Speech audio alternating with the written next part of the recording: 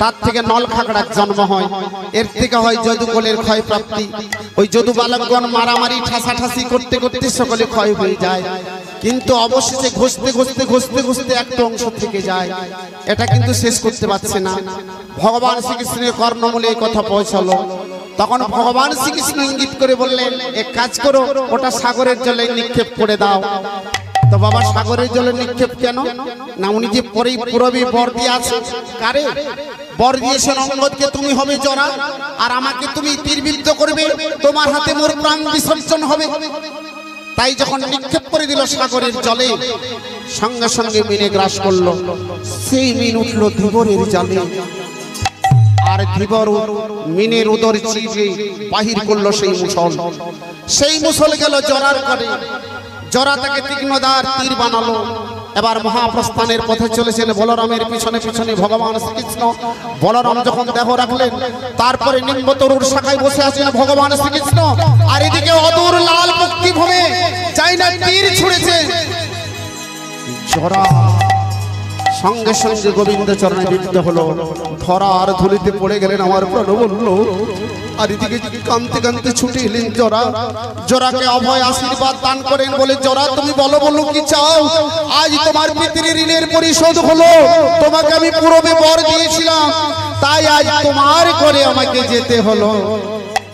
প্রাণবল্লভ যদি কৃপা হয়ে থাকে, যেন জন্মে জন্মে তোমার ওই চরণ সেবা আমি করতে পারি, এই আশীর্বাদ তুমি আমাকে করো। তখন কর দুটি উত্তোলন করে আশীর্বাদ করলেন, বললেন হে জরা, এরপরে তোমাকে আর জন্ম নিতে হবে না, তোমার নাম হবে বিশ্বাবসু, তোমার এই স্বরূপ পাল্টে যাবে আমার আশীর্বাদে। তারপর তুমি হবে সবরপল্লীর সর্দার। আর আমি যখন তোমাকে আশীর্বাদ করেছি, এবার আমি দেহ রাখবো। গোবিন্দ আমার দেহ রাখলেন। এদিকে হলো কি বাবা, পঞ্চপাণ্ডব তারা শুনলেন যে ভগবান শ্রীকৃষ্ণ দেহ রেখেছেন, যেটা বর্তমানে ভালকাতীর্থ বলে, সেখানে সে গোবিন্দের সেই অনন্ত দেহ তারা সকলে দাহন করতে শুরু করলেন। বাবা সেই চন্দন কাষ্ঠ দিয়ে আমার এই অনন্ত গোবিন্দ দেহ ওগো না হয়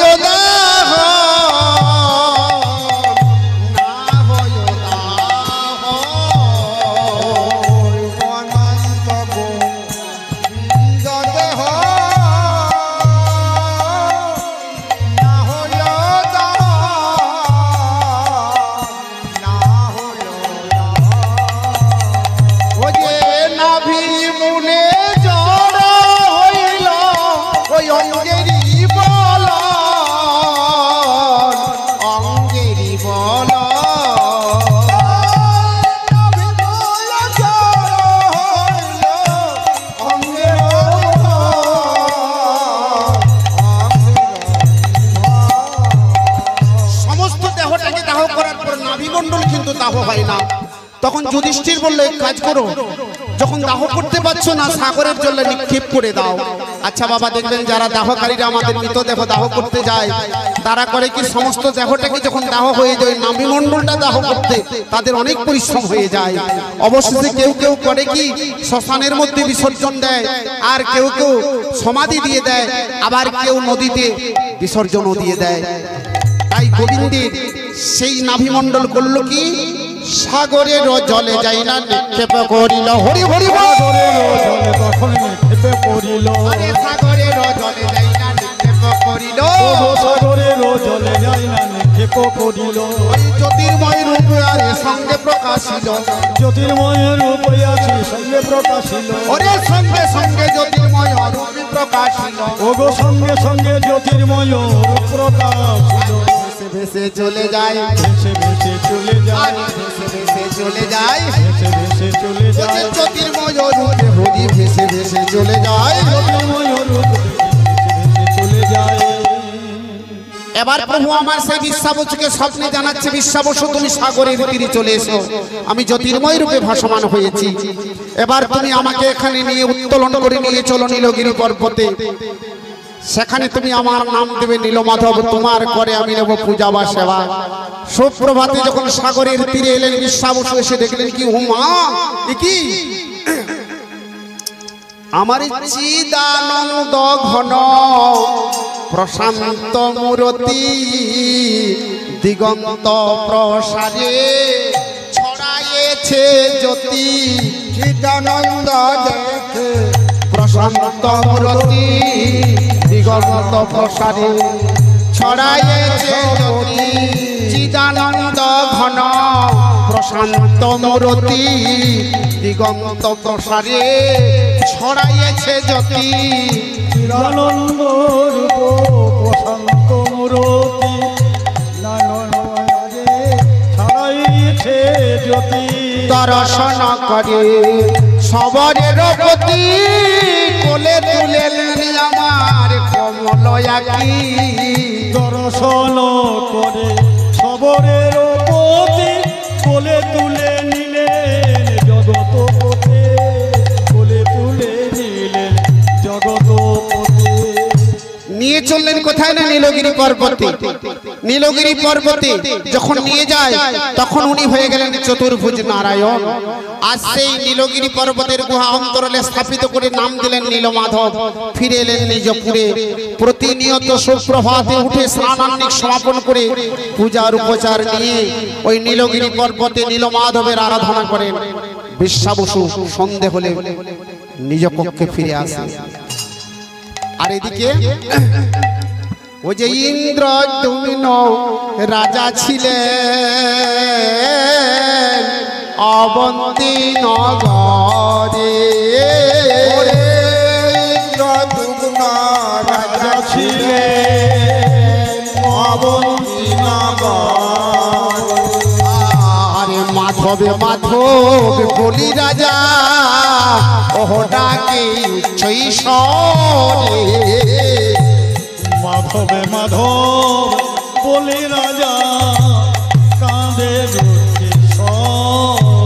তুমি দেখা দাও হে নীল মাধব। দেখা দাও হে নীল মাধব। ওহে দেখা দাও হে নীল মাধব। দেখা দাও হে নীল আমি নাহি জানি তোমার ভজন সাধন। দেখা দাও হে নীল মাধব। আমি জানি তোমার ভজন সাধন। দেখা দাও হে নীল মাধব। কোথায় ছিল মহারানী গুন্ডিচা? এসে মহারাজ ইন্দ্রদ্যম্নকে বললেন, কি মহারাজ এ আপনি কি করছেন? সদা সর্বদা যদি মাধব মাধব বলে ডেকে ডেকে পাগল হয়ে যান তাহলে অন্য রাজ্য থেকে রাজা এসে ছিনিয়ে নেবে আমাদের সর্বস্ব, ধনকে লুটিয়ে নিয়ে চলে যাবে। তুমি লক্ষ্য করেছো? এটা ত্যাগী ব্রাহ্মণের কাজ, এটা ত্যাগী বৈষ্ণবের কাজ, এটি ঋষিদের কাজ। আর সেই কর্ম নিয়ে তুমি বসে আছো রাজ চক্রবর্তী হয়ে। বাহ! আচ্ছা দেখুন বাবা, এখানে রাজা ইন্দ্রদ্যুম্ন হলেন নীলমাধবের ভক্ত, আর মহারানী গুন্ডিচা হয়ে গেলেন বাদী। এতে কেমন করে কৃষ্ণ কৃপা লাভ করা যায়? এতে কেমন করে কৃষ্ণ ভক্তি উপার্জন করা যায়? আমাদের বিশ্ব চরাচরে এটাই বেশি দেখবেন। কারো স্বামী যদি কৃষ্ণ ভক্ত হয় স্ত্রী হয়ে যায় নাস্তিক, আর স্ত্রী যদি কৃষ্ণ ভক্তি পরায়ণা হয় স্বামী হয়ে যায় নাস্তিক। তাহলে এতে কেমন করে কৃষ্ণ ভক্তি উপার্জন করা যায়? না, এতেও কৃষ্ণ ভক্তি উপার্জন করা যায়। বৈষ্ণব পদকর্তা চণ্ডীদাস মহাশয় পদে লিখেছেন, চণ্ডীদাসে কয় দুয়ে এক হয় ভাবেতে প্রীতি কয়, ফলেরও প্রীতি তুষের অনল ধিকি ধিকি সদা বয়। চণ্ডীদাসে কয় দুয়ে এক হয় ভাবেতে প্রীতি কয়, ফলেরও প্রীতি তুষের অনল ধিকি ধিকি সদা বয়। তাহলে এতেও কৃষ্ণ ভক্তি উপার্জন করা যায়। যদি বলেন কেন, বাদ বিসম্বাদ হলে কিভাবে যাবে? মনে করুন এই কীর্তনের আসরে যদি একটি ধূপদানি এনে নামানো হয়, আর সেই ধূপদানিতে মনে করুন কতগুলো ধূপ সাজিয়ে দিলেন, তাতে সুগন্ধ আসবে কি আসবে না? তাহলে কি করতে হবে না, ধূপ কাঠিগুলো জ্বালাতে হবে। মনে করুন আপনি জ্বালিয়ে দিলেন, ওগুলো জ্বলে পুড়ে ছাই হয়ে যাবে, তাহাতেও সুগন্ধ আসবে না। তাহলে কি করতে হবে না, ধূপটিকে জ্বালিয়ে দিয়ে তারপর আগুনকে নিভিয়ে দিতে হবে। জ্বলন্ত পালককে যখন নিভিয়ে দেবেন তখন দেখবেন যতই ধিকি ধিকি জ্বলবে ততই সুগন্ধ বাহির হবে, যতই ধিকি ধিকি জ্বলবে ততই সুগন্ধ আসবে। তেমনি যতই বাধা আসবে, যতই বিঘ্নতা আসবে, যতই নিন্দা আসবে, যত মানুষে কটুত্তর বলবে, ততই ভগবানের শ্রীকৃষ্ণের পাশে পাশে যাবে, তখন তার কৃপা লাভ করবে সে। তাহলে দেখুন বাবা, ভক্তের বাদ সংবাদ, পথে পথে বাধা, বাধা বিঘ্ন সবই কিছু আছে, আর যতই আসবে তত ভগবানের সান্নিধ্যে সে পৌঁছে যাবে। নিতাই গৌরী হরি হরি বল, হরি হরি বল, জয় নিতাই। তাই রাজা ইন্দ্রদ্যুম্ন স্বপ্ন দর্শন করছেন নিদ্রা ঘরে নীলমাধবকে। কিভাবে? আজ রাজয়ঙ্গনে নাচেত নন্দদুলা, আজ রাজয়ঙ্গনে নাচত নন্দদুলা, নাচেত যশোদা দুলাল, নাচেত গোটেরি রাখাল। আমার নাচত নন্দদুলা, নাচত গোটের রাখাল।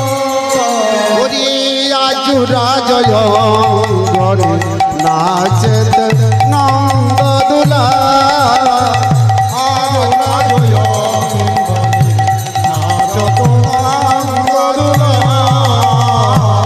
আরে যত সখা মেলি দেয় করতা, যত সখা মিলি দেয় করতালি, আরে যত সখা মেলি দেয় করতালি, যত সখা মিলি দেয় করতালি। তারা মধুর মধুর করে তান, আয় মধুর মধুর করে তারা মধুর মধুর করে তান। আয় মধুর মধুর করে আজ রাজয়ঙ্গনে নাচেত গিরি ধরিলা,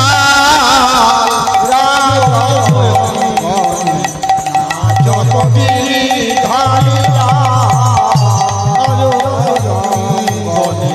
না যত গিরি ধারিলা। যখন করদুটি প্রসারিত করে প্রাণভক্ষে জড়িয়ে ধরতে যাবে আমার প্রাণবল্লভকে, তখন প্রভু আমার অন্তর্ধান হয়ে গেলেন। তাই রাজা ইন্দ্রদ্যুম্ন তখন বললেন, কি তুমি কোথায় গেলে? দেখে দাও, দেখে দাও। ডেকে ডেকে ডেকে ডেকে যেন আতুর হয়ে যাচ্ছে, ক্ষণে অচেতন ক্ষণে সচেতন। আর হেনকালে রাজার নিদ্রা ভঙ্গ হয়ে গেল, আর নীলমাধবকে দর্শন পাচ্ছে না। পরদিন সুপ্রভাতে স্নানান্নের সমাপন করে রাজা যখন রাজসিংহাসনে বসতে যাবেন, আর হেনকালে দেখলেন একজন গোপ বালক এক পদ রাজসিংহাসনে আর এক পদ ভূমিতলে। তখন মহারাজ বললেন, কে বাবা তুমি রাজসিংহাসনে? আমি অন্য কেউ নই মহারাজ, আমি একজন গোপ বালক। কি চাও বাবা? না না না না না না, আমি চাইতে কিছু আসি না, তবে আপনার আরাধ্য দেবতার আমি সুসন্ধান এনেছি। বলো বলো বাবা, আমার সেই নীলমাধবে? হ্যাঁ হ্যাঁ হ্যাঁ, একটিবার তুমি আমাকে বলে শোনাও, কোথায় গেলে আমি আমার ওই নীলমাধবকে দর্শন পাবো? একটিবার তুমি আমাকে বলে দাও। হাঁটু পেতে বসে আছে, বলছেন, হে মহারাজ আপনি মন দিয়ে শুনুন, তাহলে আমি বলি। পৃথিবীর প্রান্ত দেশ উৎকল নামেতে দেশ, ততিপরি হয় নীলগিরি, রোহিণী কুণ্ডের তীরে অক্ষয় বটের মূলে বিরাজিত আছেন তিনি দারুণ ব্রহ্ম হরি। আরেকটিবার তুমি বলো বাবা, আমি শুনিনি, যেন আমার মনে থেকে যায়। আচ্ছা আচ্ছা, পৃথিবীর প্রান্ত দেশ উৎকল নামেতে দেশ, পৃথিবীর প্রান্ত দেশ উৎকল নামেতে দেশ, তথিপুরি হয় নীলগিরি, রোহিণী কুণ্ডের তীরে অক্ষয় বটের মূলে বিরাজিত আছেন তিনি দারুণ ব্রহ্ম হরি। এই বলে যাই না, দক্ষিণ পদটি উত্তোলন করেছে। তখন মহারাজ দক্ষিণ পদতলে দেখছেন কি চক্র, ঊর্ধ্বরেখা, পদ্ম, ধ্বজ, বজ্র, অঙ্কুশ, স্বস্তিক, অষ্টকোণ, জম্বুফল, ছত্র। দক্ষিণ পদে দেখলেন 11টি চরণ চিহ্ন। যখন বাম পদটি উত্তোলন করেছেন তখন দেখলেন কি কলস, গোষ্পদ, অম্বর, অর্ধচন্দ্র, মৎস্য, ত্রিকোণ, শঙ্খ, ধনু। বাম পদে দেখলেন 8টি, দক্ষিণ পদে 11টি। যখন 19টি চরণ চিহ্ন দর্শন হলো তখন বলছে, বাবা তুমি তো যেন তো বালক নও, তোমাকে আমি চিনে নিয়েছি, আর তো তোমাকে আমি ছেড়ে দেব না। বলি, দেখাও তোমার স্বরূপ, দেখাও তোমার। নিতাই গৌর হরি হরি বল। স্বরূপ দেখাও, দেখাও তোমার স্বরূপ দেখাও। কৃপা করে এসেছো হে দেখাও তোমার স্বরূপ দেখাও। কৃপা করে এসেছো হে, দেখাও তোমার স্বরূপ দেখাও। হে রাজা ইন্দ্রদ্যুম্ন, যদি তুমি আমার স্বরূপ দেখতে চাও তাহলে তুমি নয়নদলী মুদ্রিত করো। যখন নয়নদলী মুদ্রিত করলেন তখন করলেন কি বাবা, যেভাবে উনি পুরী ধামে অবতার হবেন সেই স্বরূপ দেখালেন। সেই বলরাম, সেই জগন্নাথ, সুভদ্রা, সেই তিনটি স্বরূপ যখন দেখিয়ে দিলেন নিজের অঙ্গ থেকে, তারপরে হলেন কি অন্তর্ধান হয়ে গেলেন। মহারাজ দেখছে আজ তো দেখতে পাই না, কোথায় গেল, তুমি কোথায় গেলে প্রভু, দেখা দাও দেখা দাও। আর হেনকালে মহারানী গম্ভীর এসে উপস্থিত। কি মহারাজ এমন অবস্থা, কি হবে এবার? এইভাবে তোমার পাগলামি দর্শন করে আমার কি মনে হচ্ছে জানো, মনে হচ্ছে তোমার রাজ্য ছেড়ে আমি চলে যাই। তাই রাজ অভিজ্ঞগণ পণ্ডিতগণকে ডেকে বলছে, আচ্ছা বাবা তোমরা বলো বলো কি করলে রাজা স্তম্ভিত ফিরে পাওয়া যাবে? রানীমা রাজবাড়িতে একটা যজ্ঞ করে দিলে তাহলে কিন্তু ওই রাজার অমঙ্গল সব কেটে যাবে। ভালো কথা, রাজবাড়িতে যদি যজ্ঞ হয় তাহলে ব্রাহ্মণদের কি লাভ হবে না? অনেক ধনরত্ন পাবে, অনেক দান পাবে, এদের আর কোনো চিন্তা ভাবনা থাকবে না। তাই রাজবাড়িতে যজ্ঞ নির্ধারণ করার জন্য রানীমার সঙ্গে এরা যুক্তি করছে। আরেকদিন হয়েছে কি বাবা, মহারাজ ইন্দ্রদ্যুম্ন রাজ সিংহাসনে বসতে যাবে, রাজ মুকুট মস্তক থেকে খসে পড়ে গেছে। রানীমার কাছে এসে ব্রাহ্মণগণ বললেন, রানীমা আজ মহা অমঙ্গল। কেন, কি হয়েছে বাবা? মহারাজ রাজ সিংহাসনে বসতে যাবে, আজ রাজ মুকুট ভূতলে পতিত হয়েছে। তাহলে আর বিলম্ব কেন, এবার যজ্ঞের দিন নির্ধারণ করে তোমরা যজ্ঞ শুরু করো। রাজা ইন্দ্রদ্যুম্ন দেখলেন যে মহারানী তো আর কিছু বাদ রাখবে না, ব্রাহ্মণগণকে ডাকছে, এদিকে শোনো। বলি তোমরা কি জন্য যজ্ঞ করছো আমি সব বুঝেছি। এক কাজ করো, যদি তোমরা আমার নীলমাধবের সুসন্ধান এনে দিতে পারো, জনৈক ব্রাহ্মণকে 5টি করে স্বর্ণ মুদ্রার 5টি করে গাভী আমি দান করব। এ বলছে আমি যাবো, বলছে আমি যাবো, এ বলছে আমি যাবো, একেবারে 100 ব্রাহ্মণ সমবেত হয়ে গেল। মহারাজ বললেন, শোনো, একের পিছনে দুটো শূন্য থাকলে কার্য সিদ্ধ হয় না, আরেকজনের প্রয়োজন। তখন একজন দ্বিজবর বললেন, এক কাজ করুন, আপনার রাজকুল পুরোহিতের ভ্রাতা বিদ্যাপতিকে আমাদের সঙ্গে দিন। তখন বিদ্যাপতিকে ডেকে আনা হলো। বিদ্যাপতি বললেন, হে মহারাজ, আমি যেতে পারি একটা শর্তে, যদি নীলমাধবের দর্শন আমি পেয়ে থাকি তাহলে অবন্তী নগরে ফিরব, আর যদি তার দর্শন আমি পেয়ে না থাকি আমি কোনোদিনের জন্য রাজ্যে পদার্পণ করব না। দৃঢ় প্রতিজ্ঞা বিদ্যাপতি, নিষ্কাম নিঃস্বার্থ নির্লোভী। আর দ্বিজমণ্ডলী আশা হচ্ছে নীলমাধবের দর্শন যদি পেয়ে থাকি মহারাজের কর্ণমূলে সংবাদ এনে দিলেই আমরা অনেক ধনরত্ন পাব। এরা কামনা বাসনায় জড়িত। কিন্তু বাবা এখন হলো কি, এই ব্রাহ্মণগণ আর বিদ্যাপতি এরা সকলে দণ্ডায়মান। বলছে মহারাজ নীলমাধবের সন্ধানে যাব, তাহলে আমাদের একটু নিদর্শন বলে দিন, ঠিকানা না পেলে সে স্থানে যাব কি করে? তখন মহারাজ বললেন, তাহলে সকলে মন দিয়ে শোনো। পৃথিবীর প্রান্ত দেশ উৎকল নামেতে দেশ, তথিপরি হয় নীলগিরি, রোহিণী কুণ্ডের তীরে অক্ষয় বটের মূলে বিরাজিত আছেন তিনি তার ব্রহ্মহরি। সকলে শুনে নিল। এবার নীলমাধব দর্শনে আগত হচ্ছেন দ্বিজগণ। কিভাবে চলেছে বাবা? ওরে যাই বিদ্যাপতি সনে সকলে দ্বিজগণে, কাননেতে তারা ধার। সকলে দ্বিজগণে, কাননেতে তারা ধার। ওরে বিদ্যাপতি সনে সকলে দ্বিজগণে, কাননেতে তারা ধার।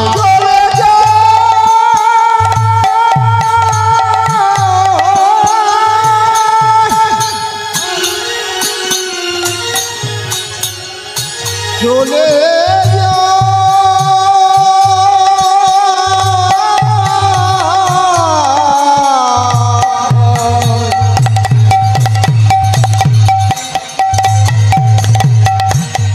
বিদ্যাপতি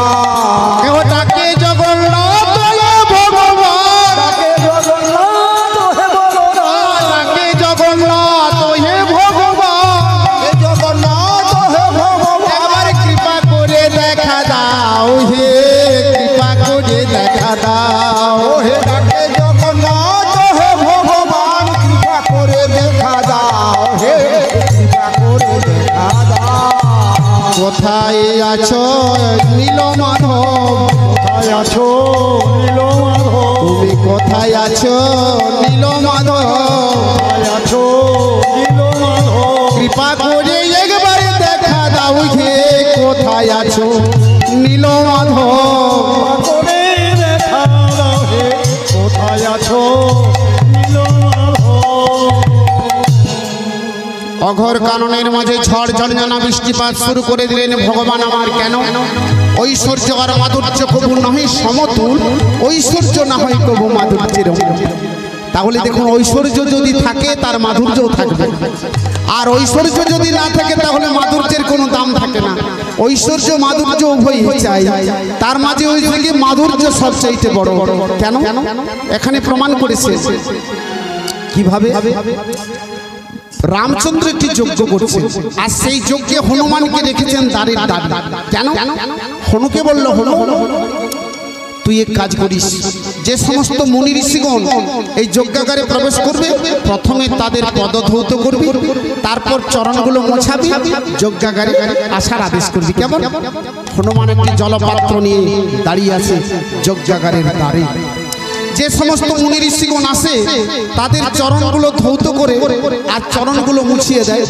এমন ভাবে লাইন পড়ে গেছে 3 দিনেও শেষ হবে না। হনু দেখলো বাবা, এইভাবে যদি আমি এই কাজ করি তাহলে 3 দিনেও কিন্তু লাইন শেষ হবে না। তখন জলপাত্রের উপর মায়া বলে লেজটাকে বাড়িয়ে আর একটা কুণ্ডলী করে দিল। কুণ্ডলী করে দেওয়ার পরে হয়েছে কি, যে মুনি ঋষিগণ আসে তাদের বাহুগুলো ধরে একেবারে পাত্রের মধ্যে চুবিয়ে দেয়, তারপর উপর দিকে উঠিয়ে দেয়। এক কাজে দুটো কাজ হয়ে যাচ্ছে। কিভাবে? চরণগুলো ধৌত হলো, আর যখন উঠিয়ে যাচ্ছে তখন লেজের গায়ে যে লোমগুলো ছিল সে লোমে একেবারে চরণগুলো মোছানো যাচ্ছে। কিন্তু কারো কারো হয়েছে কি বাবা, কেউ একটি বস্ত্র পরে এসেছে ভিজে যাচ্ছে, কেউ বাকল পরে এসেছে সেও ভিজে গেছে, সম্মান নিচ্ছি অপমান করেছে। রামচন্দ্রের কাছে গিয়ে বললেন, প্রভু হনুমান আমাদের কি অবস্থা করেছেন আপনি দেখুন। সত্যই তো সম্মানের চেয়ে অপমান বেশি। হনুকে ডাকছে, ওরে হনু শোন শোন, তুই এক কাজ কর বাবা, তুই এবার ভান্ডারে যা। ভান্ডারে কেন? যে সমস্ত মুনি ঋষিগণ আসবে তাদেরকে জলদান করবি। আগেকার দিনে বাবা এত রসগোল্লার রেওয়াজ ছিল না। কেউ কেউ যদি কোনো বাজি লাগাতো বলতো, কি দিবি না কেন, তোকে রসগোল্লা খাওয়াবো। তখন পাড়া গ্রামে তো দূরে থাক, শহরেও সব দোকানে রসগোল্লা থাকতো না। আর প্রত্যেকটি বাড়িতে আখের গুড় থাকতো, গুড় দিয়ে অতিথিকে জলদান করত। রামচন্দ্রের যেটা ভান্ডার, বড় বড় গুড়ের পায়া ছিল। হনুমান একে একে সকলে হস্তে একটি করে গুড় দিচ্ছে, তারপর জলদান করছে। হনু দেখলো যেভাবে লাইন পড়ে গেছে আমি 3 দিনও শেষ করতে পারবো না। তখন যারা আসছে একেবারে গুড়ের পায়ার গলাটি ধরে আর করছে কিভাবে, হাতে ঢেলে দিচ্ছে। তখন কারো এদিকে লেগে যাচ্ছে, কারো ওদিকে লেগে যাচ্ছে। তখন রামচন্দ্রের কাছে গিয়ে অভিযোগ, প্রভু প্রণাম হই, কি হলো তোমরা? এই দেখুন আমাদের কি অবস্থা করেছে হনুমান, আমাদের সমস্ত অঙ্গে একেবারে গুড়ের ছাপকা দিয়ে দিয়েছে। হনু এদিকে শোন, এইভাবে তো জলদান হয় না, তুই এক কাজ কর, গন্ধমাদন পর্বতটা একবার ঘুরে আয়। হনুমান রামচন্দ্রের আদেশ শিরোধার্য করে যখন গন্ধমাদনে চলে যায়, মনে মনে ভাবছে প্রভু আমাকে পর্বতে পাঠালো কেন, তাহলে পর্বতটি আমি একটু ঘুরে দেখি। যখন পর্বতটি ঘুরে দেখছে, ওই পর্বতের গুহা থেকে যেন রাম নামের ধ্বনি আসে। তখন সেই রাম নামের ধ্বনি শুনতে শুনতে হনু কিন্তু গুহার সম্মুখে গিয়ে উপস্থিত হলেন। যে রাম নাম করছে তাকে হনু দর্শন করে দেখলেন, তার বদনটি শুকরের মতো, আর গলদেশ থেকে পদ পর্যন্ত কাঞ্চন কায়া। তখন হনুমান বলেন, একি একাকী বসতি নিত্যে পর্বতে গন্ধ মাদন, কি হেতু কাঞ্চন কায়া, কি হেতু শুকরুমুখ। কারণ গন্ধমাদন পর্বতে গুহা অন্তরালে তুমি একাকী বসে আছো, তোমার কণ্ঠে রাম নাম উচ্চারিত, বদনটি তোমার শূকরের মতো, আর গলদেশ থেকে পদ পর্যন্ত কাঞ্চন কায়া কেন? তখন সে বক্তা হয়ে বলছে, অনেক দান ময়া দত্তা রত্নানি বিবিধ চারিণ ন দত্তং মধুরং বাক্যং তেনা হংস মুখ। আমার বাবার অনেক ধনরত্ন ছিল, আমি নিজ হস্তে দান করেছি, কিন্তু আমি মধুর বাক্যে সম্ভাষণ করতে পারি না, তাই আমার বদনটি হয়ে গেছে শূকরের মতো, আর গলদেশ থেকে পদ পর্যন্ত কাঞ্চন কায়া। এই জন্যই তো বলে বাবা, যদি দুটো মিষ্টি খাওয়াতে না পারবে তাহলে দুটো মিষ্টি কথা বলে কাউকে বিদায় করবে। তাই হলো কি, হনু চিন্তা করছে নিজের বাবার ধন দান করেছে, না হয় দুটো মিষ্টি কথা বলতে পারে না, সেই অপরাধে যদি বদনটি শূকরের মতো হয় আর গলদেশ থেকে পদ পর্যন্ত কাঞ্চন কায়া, তাহলে আমি রামচন্দ্রের ধন দান করেছি, আমার অবস্থাটা কি হবে? নিতাই গৌর হরি হরি বল। তাই বাবা, ঐশ্বর্য মাধুর্য হয় সমতুল, ঐশ্বর্য না হয় কবু মাধুর্যের অমল। এবার হলো কি, সেই কাননের মাঝে ভগবান ঝড় ঝঞ্ঝনা বৃষ্টিপাত শুরু করে দিলেন। অস্ত গেল দিবাকর, চারিদিকে ঘোর অন্ধকার, চৌদিকেতে ঝড় হওয়া বইছে ঝঙ্কার, খাল বিলি নদী নালা হইল একাকার, চৌত্রাসিত হইল যত দ্বিজের কুমার, ভাঙ্গিয়া গাছের ডাল ভোতলে পড়িল, চতুর্দিকে যখন হায় হায় করিল। কি প্রাণ যায় যায়, আমরা কোথায় যাব? ও মা, এখন কি করি? ও মা, শিলা বৃষ্টি তখন হয় ঘনে ঘন, ধরণী কম্পন বজ্রেরই পতন। শিলা বৃষ্টি তখন হয় ঘন ঘন, শিলা বৃষ্টি তখন হয় ঘনে ঘন, ধরণী কম্পন বজ্রেরই পতন। শিলা বৃষ্টি তখন হয় ঘন ঘন, কোথায় যাব কি করিব? আজ ভয়ে ভীত হয়ে যত দ্বিজগণ নিজালয়ে তারা করে নগমন। বিষপরে হইল তখন নিজ ঘরে তখন করিল গমন। তারা চলে যাই রে, চলে যায় রে, আপন আলয়ে চলে যাই রে, আপনালয়ে চলে যায় রে। বলে কাজ নয় মোদের নীল মাধবে, আপন আলয়ে চলে যাই রে।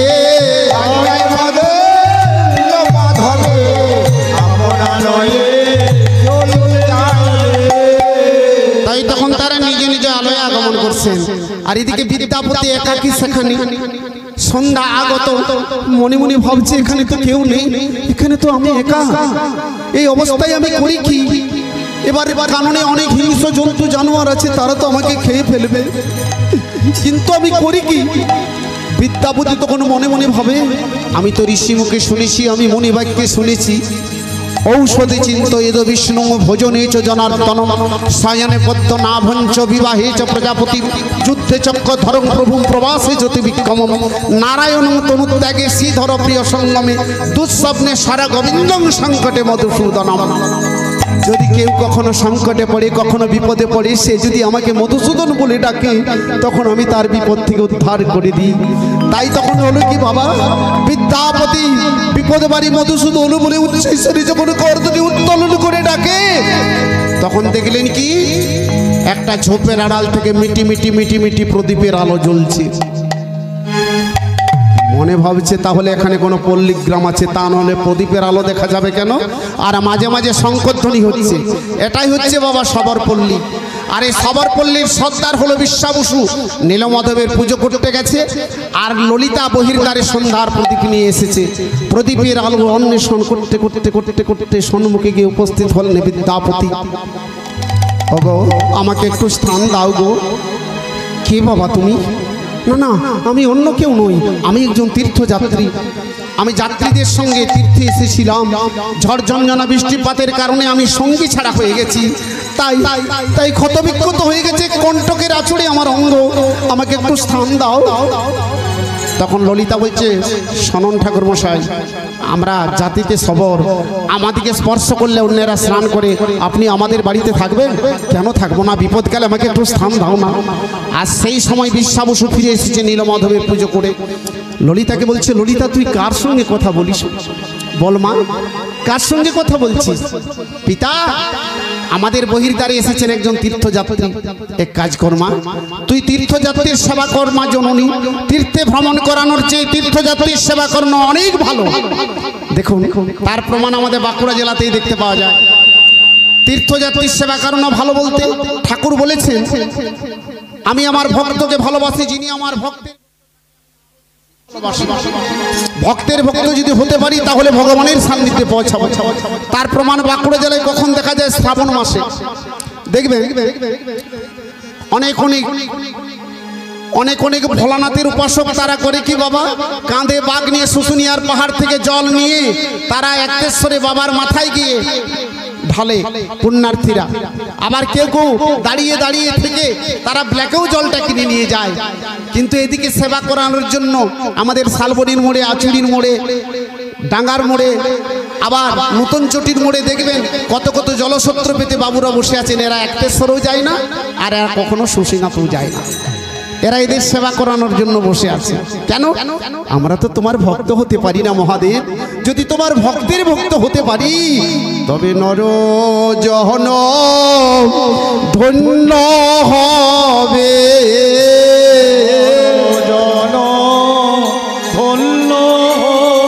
আমাদের নর জন ধন্য হবে, নর জন ধন্য হবে। তোমার ভক্তের ভক্ত হতে পারিলে নরজন ধন্য হবে, ভক্তের ভক্ত হতে পারলে নরজন ধন্য হবে। তাহলে বহির্দ্বারে যখন প্রদীপ নিয়ে এসেছে, এই যে প্রদীপের উৎপত্তি কোথা থেকে এলো বাবা? সন্ধ্যের সময় প্রদীপ দেখাতে হয়, কে বলেছে? তাহলে মহাজন কবি শাস্ত্রে প্রমাণ করেছে। একদিন ব্রহ্মার কাছে গিয়েছিলেন মদন। ব্রহ্মাকে গিয়ে বললেন, আমি তোমার কাছে এসেছি কি জন্য? তোমাকে পরীক্ষা করার জন্য। মদনের 5টি বাণ, একটি মদন, একটি মাদন, একটি শোষণ, একটি স্তম্ভন আর একটি মোহন। রামচন্দ্রের কাছে প্রথমে গিয়েছিল, বলল আমি তোমাকে পরীক্ষা করতে চাই। রামচন্দ্র বলল এই লীলাই হলো না, কারণ এর অগ্রবর্তী দাপরে বৃন্দাবনে গিয়ে আমি হব নবীন মদন, কাম গায়ত্রী কামবীজ হয় উপাসক। সেই দিন তুমি আমাকে পরীক্ষা করবে মহারাসের দিনে। তার আগে পরীক্ষা করতে উদ্যত হয়েছিল এই ব্রহ্মার কাছে। ব্রহ্মাকে যখন প্রথম মান্ডে নিক্ষেপ করলেন, ব্রহ্মা কিন্তু সঙ্গে সঙ্গে এমন ভাবে উন্মাদ হয়ে গেল, কারু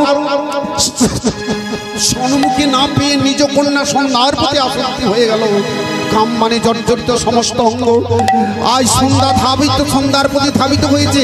সন্ধ্যা ছুটতে ছুটতে ছুটতে ছুটতে চলে যায়, বলে পিতা তুমি এ কি করছো আমাকে? কিন্তু ব্রহ্মা তখন একেবারে জ্ঞানহীন হয়ে গেছে, জ্ঞান হারা হয়ে গেছে, উন্মাদ হয়ে গেছে সেই মদনের মানে।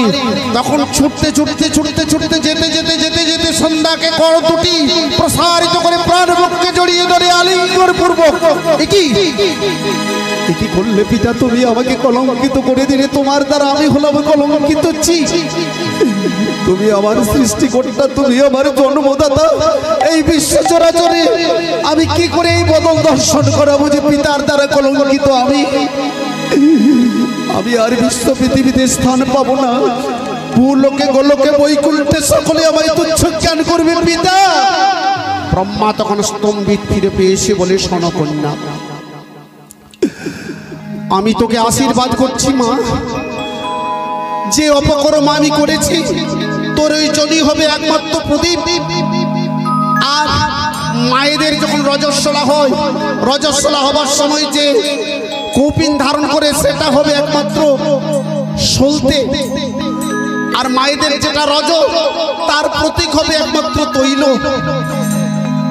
আর আমি যে অপকর্ম করেছি পিতা হয়ে, আমি যে ভুল কর্ম করেছি মা, এই পাপের প্রায়শ্চিত্তের লাগি আমি প্রদীপের উপর দাও দাও দাও দাও দাও দাও করে সারা জীবন সারা জন্ম দাও দাও করে আমি প্রজ্বলিত হব আমার পাপের প্রায়শ্চিত্ত লাগে। নিতাই গৌর হরি হরি বল, হরি হরি বল। তোকে আমি আশীর্বাদ করে দিয়ে বলে দিয়ে যাই মা, যখন গোধূলি সময়টা পেরিয়ে গিয়ে রাত্রি আগত হবে, তার মধ্যখানে যখন সময়টি, সেই সময়টি সন্ধ্যা নামে খ্যাত হবে, বিশ্ব জগতের জীব সকলে তখন তোর নাম করবে, বলবে সন্ধ্যা হয়েছে। আর তখনই বহির দ্বারে প্রদীপ নিয়ে মা ও ভগ্নীরা সকলেই করবে কি, একমাত্র ঈশ্বরের আরাধনা করবে। তারা নত আমনে প্রণাম জানাবে, পিতৃশ্রাদ্ধ আর ব্রাহ্মণ ভোজন কুটুম্বাদি যেখানে থাকবে, যেখানে পুণ্যকর্ম হবে, পূজা আদি, যদি প্রদীপ প্রজ্বলিত না করে কোনোদিন সেটা পূর্ণ হবে না। নিতাই গৌর হরি হরি বল, হরি হরি বল। তাহলে ইদং তীর্থং মিদং তীর্থং ভ্রমন্তি তামসা জনা আত্মতীর্থং ন জানন্তি কোথাও মোক্ষ বরাম। এখানে সেখানে যতই তীর্থ ভ্রমণ করুন বাবা, আত্মতীর্থে ভ্রমণ না করলে কখনো মুক্তি প্রাপ্তি হবে না। কারণ নিজে নিজেকে যতক্ষণ পর্যন্ত না জানছে, হরিদ্বার, বৃন্দাবন, মথুরা, গয়া, কাশী, দ্বারকা, বদরিকা, প্রয়াগ কিংবা বারাণসী, শ্রীক্ষেত্র, সেতু বন্ধ, গঙ্গা আদি তীর্থবন্ধ, ভূমিলে ঘুচে না দ্বন্দ্ব, বিনে রাধা গোবিন্দ নাম। নিতাই গৌর হরি হরি বল, হরি হরি বল। আর হেনকালে বিশ্বা বসু বলছে, দে মা তুই তীর্থযাত্রীকে স্থান দে। তখন করলো কি, সুশীতল জলয়ানি চরণ ধোয়ালো, সুশীতল জলয়ানি চরণ ধোয়ালো,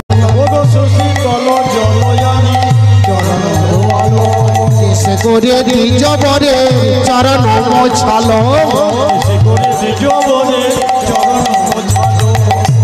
এক কাজ কর ললিতা, এই ব্রাহ্মণের কাছে সদা সর্বদাই নিযুক্ত থাকবি, যেন সেবা যত্নের কোনো অটুট না হয়। ভালো কথা। ললিতা এমনভাবে সেবা যত্ন করলো, ব্রাহ্মণকে সুস্থ করে তুললো। আর যে সমস্ত দ্বিজমণ্ডলী রাজার কাছে ফিরে এসেছে, মহারাজ বললেন কি বিদ্যাপতি কোথায়? আর মশাই, বিদ্যাপতি আরো প্রাণে বেঁচে আছে, বিদ্যাপতি মারা গেছে। এই কে কোথায় আছে সেদিকে কারাদণ্ড করে দে। বিদ্যাপতি যতদিন না ফিরে আসবে ততদিন এদিকে মুক্ত দেওয়া হবে না। ভালো কথা। আর এদিকে তখন হয়েছে কি, সবর আলো বিদ্যাপতি। ললিতা চরণ সেবা করে তারপর বিদ্যাপতি নিদ্রা যায়। একদিন শয়ন কক্ষে বিদ্যাপতি শয়নে আছেন আর ললিতা চরণ সেবা করছেন। এদিকে হয়েছে কি, বিশ্বাবসু সেদিন নীলমাধবের পুজো করে ফিরে আসতে রাত্রি হয়ে গেছে। আর বহির দ্বার হতে ললিতাকে ডাকছে, ললিতা, ও ললিতা, ললিতা। ললিতা ধীরে ধীরে উঠেছে। বিদ্যাপতি সেদিন কপট নিদ্রায় নিদ্রিত ছিল। বিদ্যাপতি মনে মনে ভাবছে, তাই তো ললিতা তাহলে মনে হয় উঠে যে চলে গেল, এর কোনো গোপন রহস্য আছে।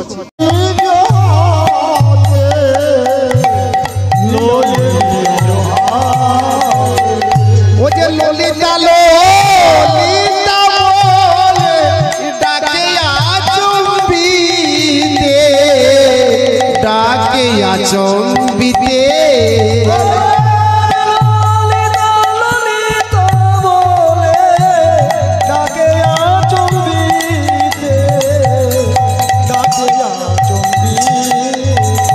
তারে খোলো ও ললিতা, তারে খোলো ও ললিতা, বহির দ্বারে ডাকে তোমার পিতা, তারে খোলো ও ললিতা, বহির দ্বারে ডাকে তোমার পিতা, তারে খোলো ও ললিতা। ললিতা দরজাটা খুলে যখন পিতাকে দর্শন করলেন, কি প্রণাম করেছেন। আচ্ছা বাবা, চরণে প্রণাম করে কেন? আমাদের সর্বাঙ্গ থাকে, কেউ তো অঙ্গটাকে প্রণাম করে না। মনে করুন কেউ কাউকে অর্থ দিল, টাকা দিল, কেউ গুরু বাড়ি গেল, চরণে প্রণাম করে। আমাদের কীর্তনীয়দের কণ্ঠে কীর্তন গান শুনে কেউ মূল্য দেয়, কেউ টাকা দেয়, কিন্তু প্রণাম করে চরণে। এটা তো একটা কথা বটে বাবা। চরণে প্রণামটা কেন? কে বলেছে চরণে প্রণাম করতে হবে? আমরা প্রত্যেকটি জীবই মাতৃগর্ভে ছিলাম। যখন আমরা ঊর্ধ্বপদে হেড মুন্ডে আছি মাতৃগর্ভে, তো বলছে ক্ষিত তৃতীয় অব্দেজ মরুদ্ভূমিতে পঞ্চম মাসে সঞ্চার হলো ভৈতিক দেখেতে, সপ্তম মাসে গুরুর কাছে মহামন্ত্র লাভ করেছ, সেই না দেশের কথা রে মন ভুলে গিয়েছে। মাতৃগর্ভে যখন আমরা 7 মাস থাকি তখন ভগবান আমাদের মন্ত্র দান করেছে কর্ণে। আচ্ছা বলুন তো মায়েরা, আস্তে নারী ভুড়িতে ভর্তি সমস্ত উদরটি, তার মাঝে ছেলেটি যে কত কষ্ট করে থাকে সেই ছেলেটাই জানে, তাতে ঊর্ধ্বপদে হেঁট মুন্ডে। আর সেই অবস্থায় যদি ঈশ্বর এসে আমাদের মন্ত্র প্রদান করে, ঈশ্বর এসে বসলো কোন জায়গায় না ছেড়ে, তখন দেখবেন কি পদ দুটি উপর দিকে করে আছে আর নিজের দিকে মাথা। তাহলে ভগবান করলো কি বাবা, মন্ত্র দেওয়ার জন্য কোন স্থানে না বসে সেই ছেলের যে চরণ দুটো আছে চরণের উপরে বসেছে। তারপর মহামন্ত্র লাভ করল, মহামন্ত্র দিলেন ছেলের কর্ণমূল। হরে কৃষ্ণ কৃষ্ণ কৃষ্ণ হরে হরে, হরে রাম রাম রাম হরে হরে। হরে কৃষ্ণ কৃষ্ণ কৃষ্ণ হরে হরে, হরে রাম রাম রাম হরে হরে। হরে কৃষ্ণ কৃষ্ণ কৃষ্ণ হরে হরে, হরে রাম রাম রাম হরে হরে। হরে কৃষ্ণ কৃষ্ণ হরে হরে, হরে রাম রাম রাম হরে হরে। তাহলে ঈশ্বর যে জায়গাটিতে বসেছে সেই স্থানটা হয়ে গেল সিদ্ধস্থান। অতএব যে কোনো মানবকে যদি প্রণাম করি চরণে, সেই প্রণাম গ্রহণ করে আমার অনন্ত কোটি ব্রহ্মাণ্ডের মালিক, বিশ্ব ব্রহ্মাণ্ডের মালিক যিনি স্বয়ং ঈশ্বর। তাহলে দেখুন বাবা, এই জন্যই চরণে প্রণাম। ললিতা গিয়ে চরণে প্রণাম করলো পিতাকে প্রণাম করে এদিকে বিদ্যাপতি মনে মনে ভাবছে বাবা এইসব নিয়ে বিদ্যাপতি প্রতিদিন যায় কোথায়। ললিতাকে বলছে, ললিতা আমাকে একটি কথা বলো, তোমার পিতা প্রতিদিন যায় কোথায়? বলে কেন, নীলমাধবের পুজো করতে যায়। কি নীলমাধব? কোথায় আছে সেই নীলমাধব? আমি জানি না, তবে পিতা নীলগিরি পর্বতে গিয়ে তার আরাধনা করেন। তখন বিদ্যাপতি মনে মনে ভাবছে বাবা এত বলি বিদ্যাপতি হয়ে হর শীতমতি মনে মনে অনুমান করে, ধন্য ধন্য ব্যথ জন্ম কে জানে ইহার মর্ম, গদাধর কৃপা কইলেন যা।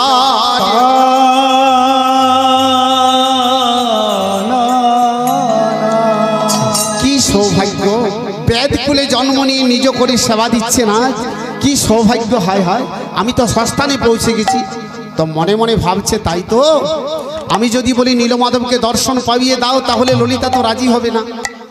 বিদ্যাপতি মনে মনে ভাবছে আমি ঋষিমুখে শুনেছি, মণিবাক্যে শুনেছি, শাস্ত্রে শুনেছি, দাড়ি রাখতে হরি মিলাইতে বহুতেই বধা, নারীশ্বরকে হরি মিলাইতে বহুতেই খাজা, ডুবদানকে হরি মিলাইতে বহুতেই পানকৌড়ি, উপস্থানকে হরি মিলাইতে বহুতেই বাদুড়ি, ফলমূল খেয়ে হরি মিলাইতে বহুতেই বনবাসী, दुग्ध पिक के हरि मिलाए तो बत्स आला, मेरा काहे बिना प्रेम से नहीं मिले नंद लाला। तो बाबा दाढ़ी रखले यदि हरि मिलतो ताहले बोदा छागलगुलो आगेई पेतो भगवानके, और नारी छाड़ले यदि हरि मिलतो ताहले नपुंसक क्लिबत्व तार आगेई कृष्ण प्राप्ति हतो। डूब दिले यदि हरि मिलतो ताहले पानकौड़ीरा मिनिटे मिनिटे कत डूब पड़े तार आगेई कृष्ण प्राप्ति हतो। फलमूल खेले यदि हरि मिलतो बने जारा थाके तारा किन्तु फलमूल खेয়েই থাকে, এরা আগেই ভগবানের সান্নিধ্য হতো। দুগ্ধ খেলে যদি হরি মিলতো বাচ্চা ছেলেগুলো আগেই ভগবান পেত। মীরা কহে বিনা প্রেম সে নাহি মিলে নন্দলালা, বিনা প্রেম ব্যতিরেকে নন্দলালের কৃপা লাভ করা যায় না। তাহলে প্রেম কার সঙ্গে? পরমাত্মার সঙ্গে জীবাত্মার, ভগবানের সঙ্গে ভক্তের, গুরুর সঙ্গে শিষ্যের। তাহলে আমাকে ললিতাকে বিবাহ করতে হবে। একই আমি যদি ললিতাকে বিবাহ করি, ললিতা সবরের মেয়ে, আমি জাতিতে কুলীন ব্রাহ্মণ, আমি কেমন করে ললিতাকে বিয়ে করি? না না, আমি কিন্তু ললিতাকে ভালোবাসি, ভালোবাসার কাছে কোনো জাতপাত নেই, কিন্তু ললিতাকে আমি বলবো কি করে? ঠিক আছে, নিজ স্বার্থের জন্য বলা যাক না। এই হচ্ছে আমাদের ভারতবর্ষে প্রথমে আর্য আর অনার্যের মিলন। ললিতাকে বলছে, শোনো ললিতা, আমি তোমাকে একটা কথা বলি। আচ্ছা বলুন ঠাকুরমশাই। আমি তোমাকে ভালোবেসে ফেলেছি, আমি তোমাকে বিয়ে করতে চাই, তুমি আমাকে কথা দাও ললিতা, কথা দাও। ললিতা বলছে, ঠাকুরমশাই আমার পিতাকে না জিজ্ঞেস করে আমি বলতে পারি না। কারণ ললিতাও মনে মনে ঠাকুরমশাইকে ভালোবাসে, কিন্তু এর মাঝে পিতা কেন না, পিতার আদেশ ব্যতি রেখে আমি কিন্তু কথা দিতে পারছি না। আমি শুনেছি শাস্ত্রে রামচন্দ্র যখন হরধনু ভঙ্গ করে সীতা বরমাল্য দিতে এসেছিল। রামচন্দ্র বলল অপেক্ষা করো, কেন না আমার পিতা আছে অযোধ্যায়। জনক বলল তা কি করে হয়, আমার পণ করাই আছে, যিনি হরধনু ভঙ্গ করবেন তিনি সীতার বরমাল্য গ্রহণ করবেন। আমি হাজার হরধনু ভঙ্গ করি, তবে অযোধ্যায় পিতা আছেন, তিনি এসে যদি আদেশ না দেয় আমি সীতাকে বিয়ে করতে পারি না। রথ পাঠানো হলো অযোধ্যায়, অযোধ্যা থেকে দশরথ এলো। দশরথ যখন বললেন তখন রামচন্দ্র সীতার বরমাল্য গ্রহণ করলেন। তেমনি আমার পিতা আদেশ না দিলে আমি কথা দিতে পারি না ঠাকুরমশাই। বিশ্বাবসুকে গিয়ে ললিতা বলল, পিতা বিদ্যাপতি আমাকে বিয়ে করতে চায়। শিখিরি, অসম্ভব কথা, তুই সবর জাতির মেয়ে, অকুলীন ব্রাহ্মণ, ওদের সমাজ যদি মেনে না নেয় তা কি করে হয়? ব্রাহ্মণ দিকে বিশ্বাস করতে নেই।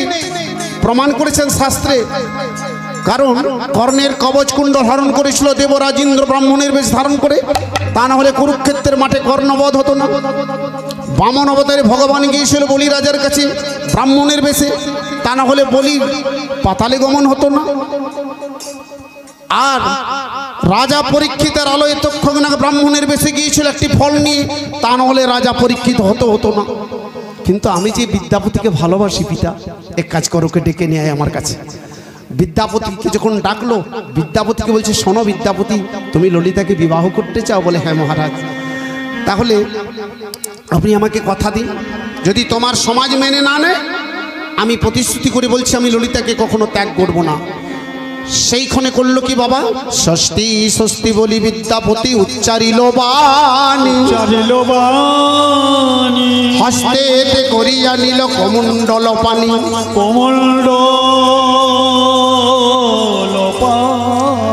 যদ্যপি এ দেখে আমার থাকিবে প্রাণ, তথাপি ললিতাকে কবু আমি না ভাবিব,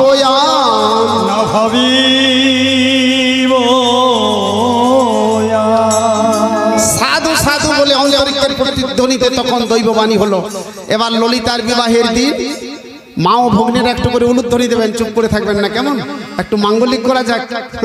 ঢাক বাজে ঢোলক বাজে ও গো বাজয়ে মাদল, ঢাক বাজে ঢোলক বাজে বাজয়ে মাদল, ঢাক বাজে ঢোলক বাজে বাজয়ে মাদল, ঢাক বাজে ঢোলক বাজে বাজয়ে মাদল। ওই সবর পল্লীতে সবে করে মোহারো, করে মোহারো,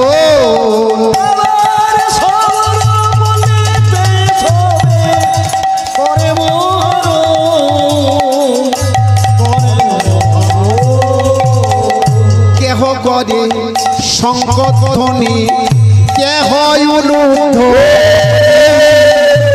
কেহ করে শঙ্খধ্বনি, সবর বালিকা সবে করে মঙ্গল ধ্বনি, করে মঙ্গল ধ্বনি।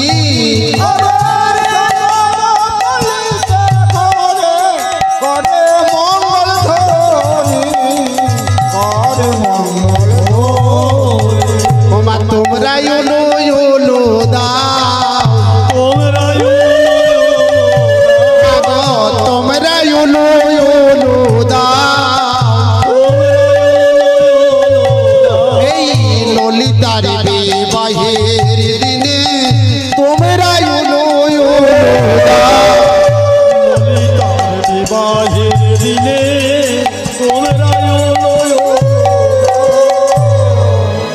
এইরূপভাবে কিছুদিন কেটে যায়। এবার করলো কি, ললিতাকে বিদ্যাপতি বলছে আমাকে নীলমাধবের দর্শন পাইয়ে দাও ললিতা। ললিতা বলেন আমার পিতা বলেছেন যদি দর্শন পাইয়ে দিই তাহলে উনি আর অপ্রকটে থাকবেন না, প্রকট হয়ে যাবেন। আমার পিতা এতে রাজি হবে না স্বামী, কিন্তু আমাকে যদি নীলমাধব দর্শন পাইয়ে তুমি না দাও ললিতা তাহলে আমি করবো কি জানো, আমি তোমার পিতৃ গৃহে প্রাণেশ্বর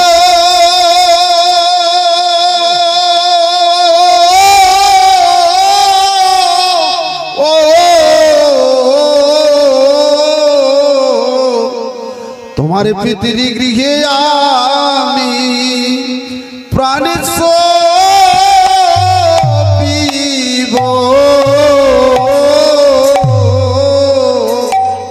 তোমার পিতৃ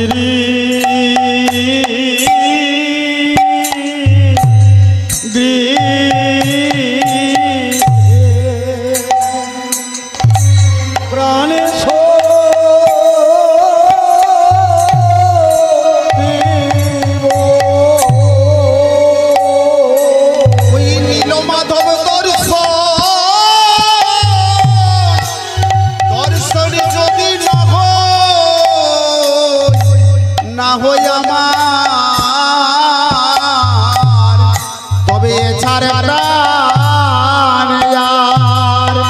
রাখবো না গো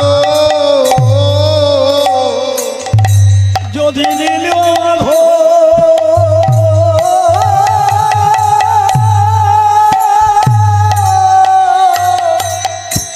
আমার দর্শনে না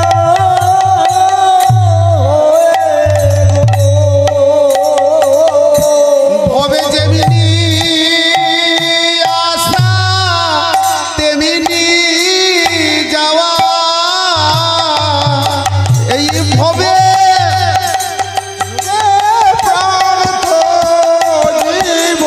বলে ভবে এসে আমার কি কাজ হলো,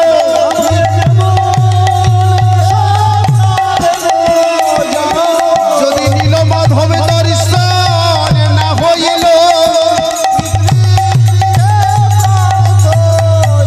আমি এছাড় প্রাণ রাখবো না গো,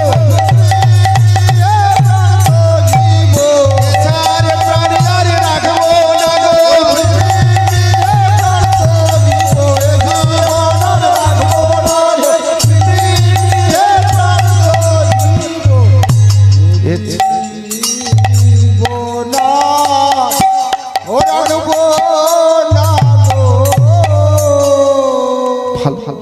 তাই করলো কি, বিশ্বাবসুকে যখন একথা বললো বিশ্বাবসু তা বলছে আমার কাছে ডেকে নিয়ে বিদ্যাপতিকে বলছে বিদ্যাপতি তুমি নীলমাধবের দর্শন পেতে চাও? বলে হ্যাঁ মহারাজ। তাহলে এক কাজ করো, কি করতে হবে? আপনি যা বলবেন আমি তাই করব। তাই করবে? বলে হ্যাঁ। আমি কিন্তু তোমাকে পথ দেখতে দেবো না, তুমি রাজি আছো? বলে হ্যাঁ আমি রাজি আছি। নয়ন দুটি তোমার বাঁধা থাকবে। বলে আমি যাব কেমন করে? কেন? আমার হস্তে জলপূর্ণ কমণ্ডল থাকবে, তার ছলাৎ ছলাৎ শব্দ শুনতে শুনতে তুমি পিছনে পিছনে যাবে। বিদ্যাপতি মনে মনে ভাবছে পথ দেখতে যদি না দেয় তাহলে আমি রাজাকে কি করে নিয়ে যাব। আবার মনে মনে ভাবলেন রাজা পরের কথা, বাবা আমার তো মোক্ষ প্রাপ্তি হবে, আমার তো দর্শন হবে, আমি আগে পৌঁছে যাই তারপরে যা হয় হবে। বলে মহারাজ আমি তাতেই রাজি আছি। ঠিক আছে, তাহলে আগামী সুপ্রভাতে তুমি আমার সঙ্গে যাবে কেমন? সেই রজনীকালে ললিতা মনে মনে ভাবে, এই নতুন জামাতায় আমাদের বিয়ে হয়েছে, তাই সবর জাতির একটা প্রথাই আছে, কতগুলো সরিষার বীজ এনে বিদ্যাপতির কোমরে ললিতা বেঁধে দিল। তো দেখবেন বাবা আগামী দিনে বা গত ইয়েতে দেখবেন আপনারা আগে করতো কি, মায়েরা তাদের কেসের খোপাতে সামান্য সরিষার বীজ বেঁধে রাখতো। কেন? উপদেবতার ভয়ের জন্য।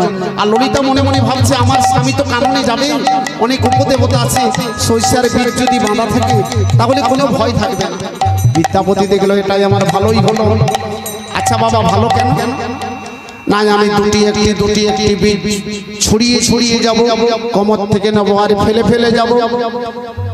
আর সরিষার বীজ যদি পথে পড়ে যায়, বরিশা পেরিয়ে গেলে অঙ্কুরিত হবে, অঙ্কুরিত হলো বৃক্ষ হবে, আর বৃক্ষ হলে ফুল ফুটবে।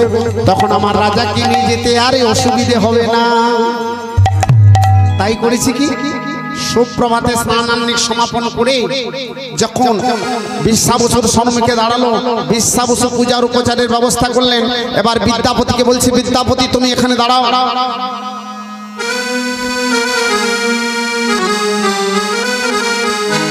বসনয় অঞ্চলে নয়ন বাঁধে, এক বিন্দু ছিদ্র তাহে না রহে।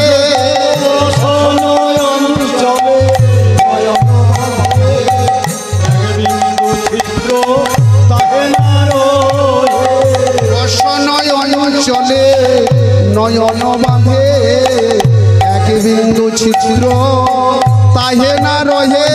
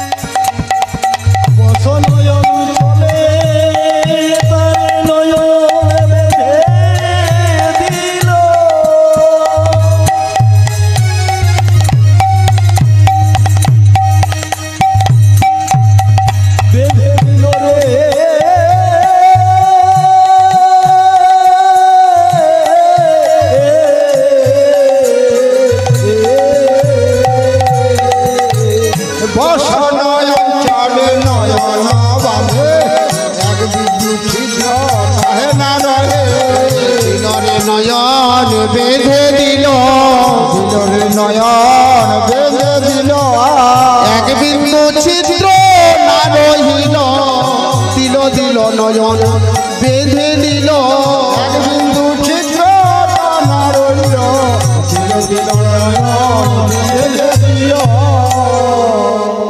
এবার বিশ্বাবসুর পশ্চাতে পশ্চাতে বিদ্যাপতি চলে যাচ্ছে। কেমন ভাবে যাচ্ছে বাবা? ওরে যাই বিশ্বাবসু সনে মাধব দর্শনে, বিদ্যাপতি চলে যায়। ওরে বিশ্বাবসু সনে মাধব দর্শনে, বিদ্যাপতি চলে যায়। ওরে দুটি একটি দুটি একটি করে সরিষার বীজ ছড়িয়ে ছড়িয়ে যায়। কমণ্ডলের জলের ছলাৎ ছলাৎ শব্দ শুনিতে শুনিতে যায়। যেতে যেতে যেতে যেতে কখনো কখনো কণ্ঠে নীলমাধবের গুণগান গেয়ে গিয়ে চলে যাচ্ছে। যেতে যেতে যেতে যেতে যেতে যেতে সরিষার বীজ পড়ে পড়ে যায়। ওরে যাই বিশ্বাবসু সনে মাধব দর্শনে, বিদ্যাপতি চলে যায়। ওরে বিশ্বাবসু সনে মাধব দর্শনে, বিদ্যাপতি চলে যায়। কুণ্ডের তীরেতে বটের মূলেতে,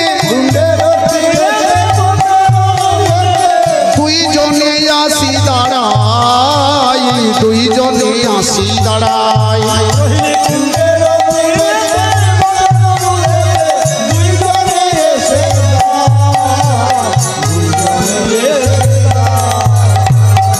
যখন রোহিণী কুণ্ডের তীরে এসে দাঁড়ালো, নয়নের বন্ধন খুলে দিলেন। তখন বিশ্বাবসু বিদ্যাপতি বলল, পবিত্র নীরে স্নান করে নাও, তারপর তুমি আমার সঙ্গে এসো গুহার সম্মুখে। গুহার সম্মুখে যখন নিয়ে এলেন, সেখানে দেখলেন কি, চতুর্ভুজ নারায়ণ আমার গুহার অন্তরালে সাষ্টাঙ্গ লটাই বিদ্যাপতি প্রণাম করেন, আস্তাব স্তুতি করেন। তুমি হরে মুরারি মধু কৈঠবহারি, গোপাল গোবিন্দ মুকুন্দ সৌরী।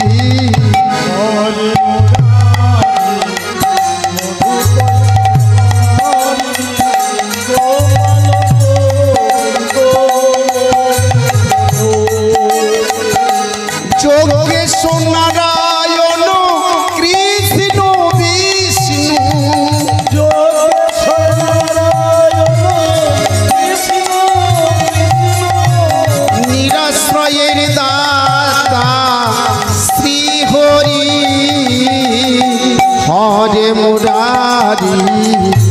মধু কৈঠব হারি গোপাল গোবিন্দ মুকুন্দ সৌরি।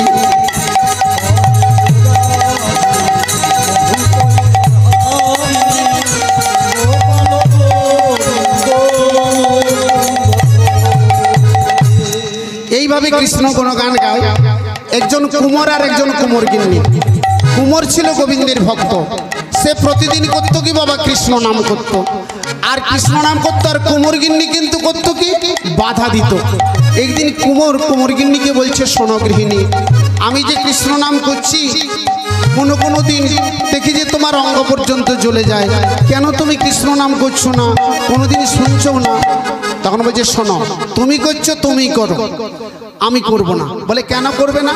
বলে তুমি কৃষ্ণ নাম করলেও মরবে, আর আমি যদি না করি আমিও মরবো। তাহলে দুজনেই যদি মারাই যাই তাহলে কৃষ্ণ নাম করে আমার কি হবে?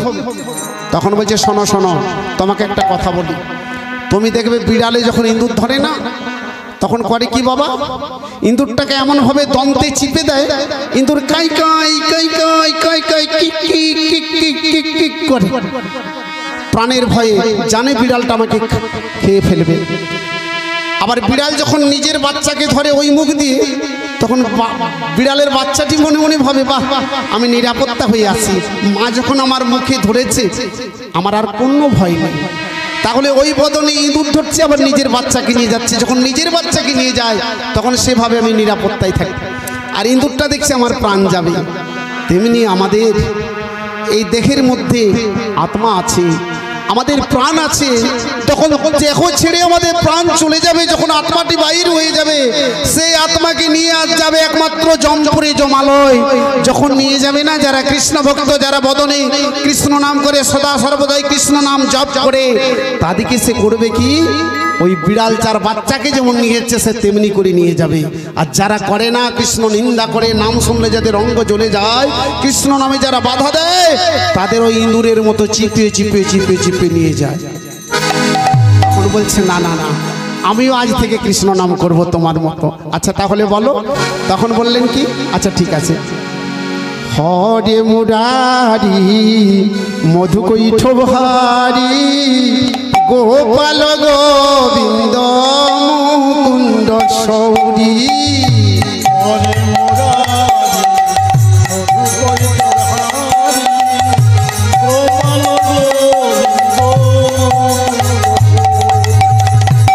যোগেশ নারায়ণ কৃষ্ণ বিষ্ণু,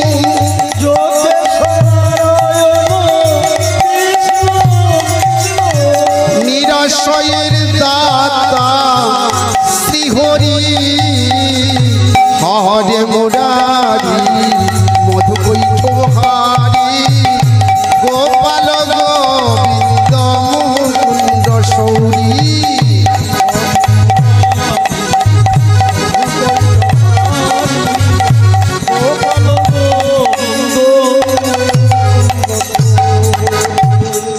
এবারে যখন স্তব স্তুতি করা হলো, তাহলে বিদ্যাপতি চলো।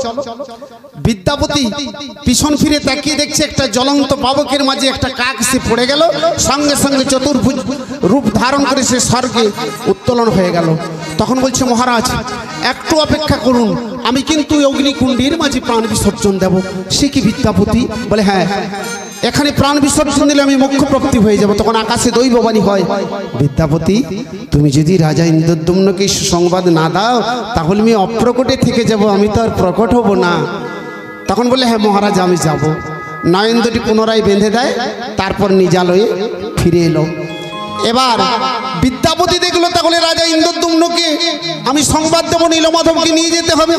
ললিতাকে বলছে, ললিতা কিছুদিন পরে এসে আমি তোমাকে নিয়ে যাব, তুমি একটু অপেক্ষা করো, কেমন? আর এদিকে বিশ্বাবসুর কাছে বিদায় নিলেন, শ্বশুরবাবু আমি ফিরে এসে ললিতাকে নিয়ে যাব, একটু আদেশ দাও আমায়। ঠিক আছে, তুমি যাও নিজালয়ে। বিদ্যাপতি এবার করলো কি বাবা, রাজা ইন্দ্রদ্যুম্নের রাজপ্রাসাদে ফিরে এলো। আনন্দেতে ডগমগ দ্বিজের কুমার, আনন্দেতে ডগমগ দ্বিজের কুমার, আসিয়া দাঁড়ালো অমনি রাজ দরবার, আহা আসিয়া দাঁড়ালো অমনি রাজ বার মহারাজের জয় হোক মহারাজের জয় হোক ওরে জয়ধ্বনি দিয়ে বলে মহারাজের জয় হোক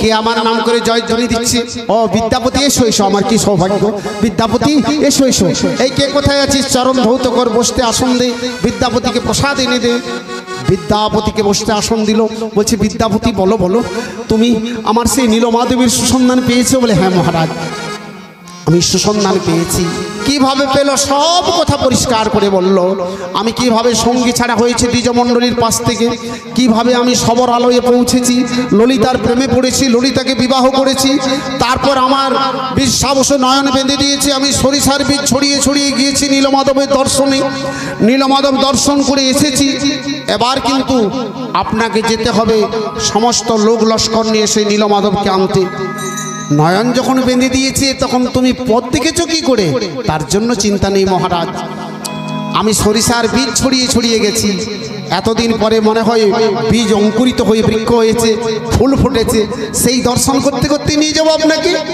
সমস্ত লোক লস্কর নিয়ে মহারাজ ইন্দ্রদ্যুম্ন এবার চলে যাচ্ছে নীলমাধব আনয়নে যখন চলে যাচ্ছে সকলে কৃষ্ণ গুণগান গাইতে গাইতে যাচ্ছে আর বলছে কি একবারে ভজ মন কৃষ্ণ গোপাল কৃষ্ণ কৃষ্ণ কৃষ্ণ মুখে বল মনরে ভজ মন কৃষ্ণ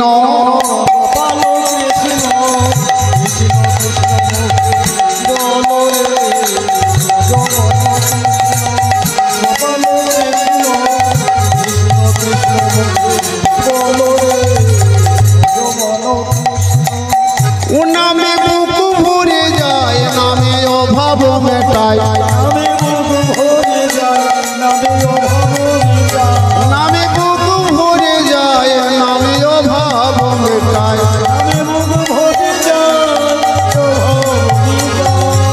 স্বভাব জাগায় মহাসুখের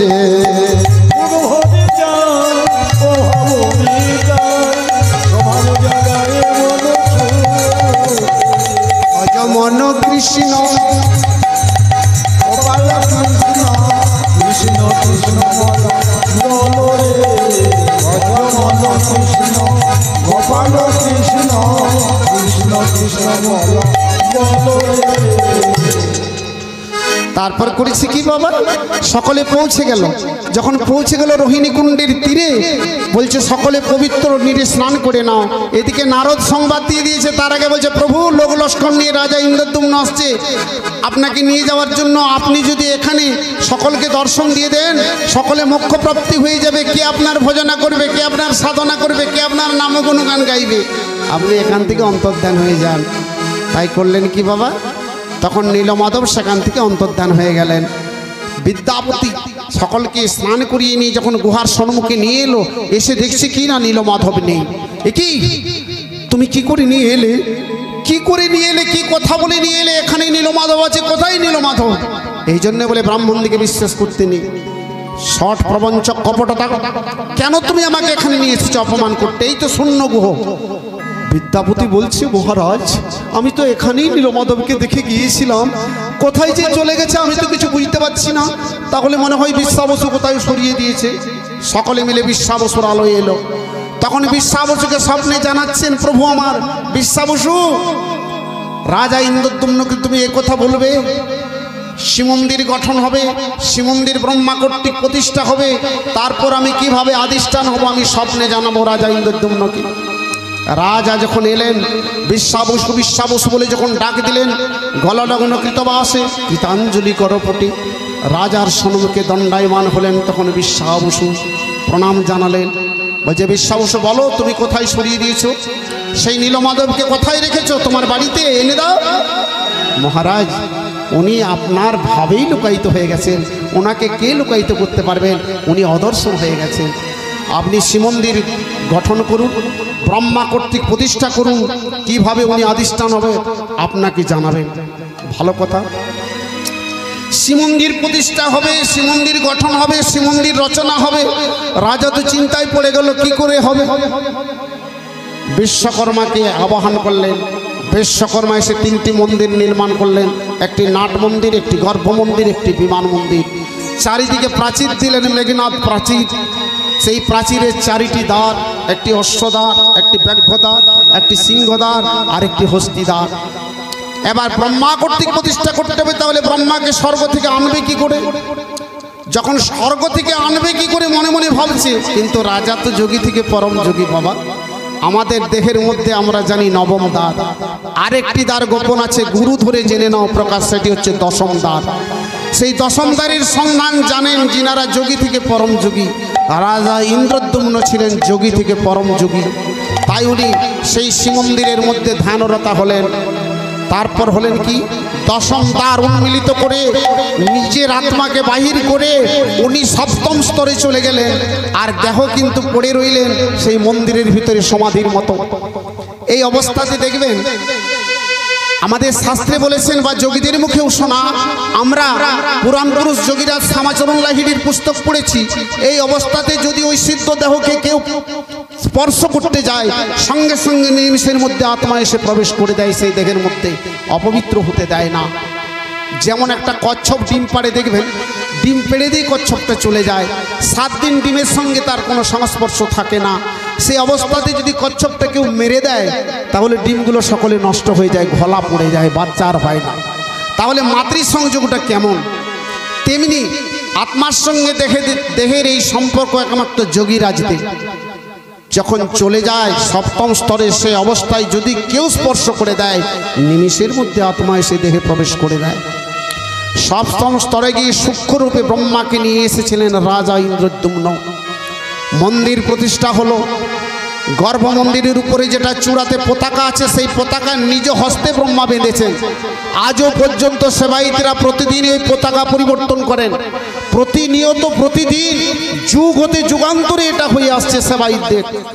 মন্দির যখন প্রতিষ্ঠা হলো, তখন কিভাবে আধিষ্ঠান হবেন প্রভু কথা দিয়েছেন। স্বপ্নে তখন জানালেন রাজা ইন্দ্রদ্যুম্নকে, আগামী সুপ্রভাতে দারুব্রহ্ম কাষ্ঠরূপে আমি ভাসমান হব সমুদ্রের নীরে, তুমি লোক লস্কর নিয়ে আমাকে উত্তোলন করে নিয়ে যাও। রাজা যখন সাগরের তীরে এলো, দারুব্রহ্ম কাষ্ঠরূপে ভাসমান আমার ভগবান, একদিকে ধরলেন বিদ্যাপতি, একদিকে বিশ্বা বসু, তুলে নিয়ে এলেন এবার গুন্ডিচা মন্দিরে। তাহলে কোনো দেবশিল্পীর প্রয়োজন, তা না হলে মূর্তি গঠন করবে কি করে?